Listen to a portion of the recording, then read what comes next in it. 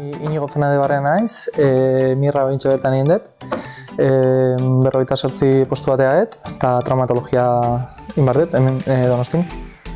Betianik gustatu egin zait espezialitatea, ez dakit usteet, bigarren urtean, karrerako bigarren urtean, nintzen ikustea Bidasoako komarkalera, eta praktikan nindun.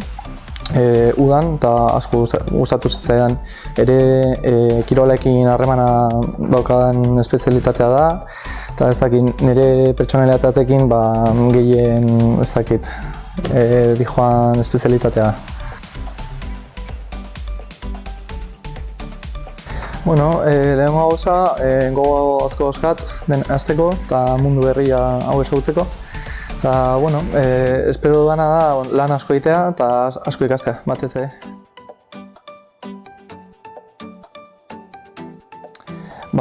Igual kirofanan sartzea gogo asko dauzkat, baina ez dakit, nola inoiz ez duan, ez dakit, ebakuntzari egin, praktiketan zerbait egin dugu, baina, eta pazienteekin kontaktua izatea,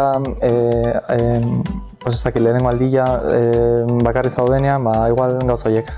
Baina, uste eguna pasatzean, lehenengo eguna pasatzean, hori beldur horik ongo dela eta ongo egongo garela.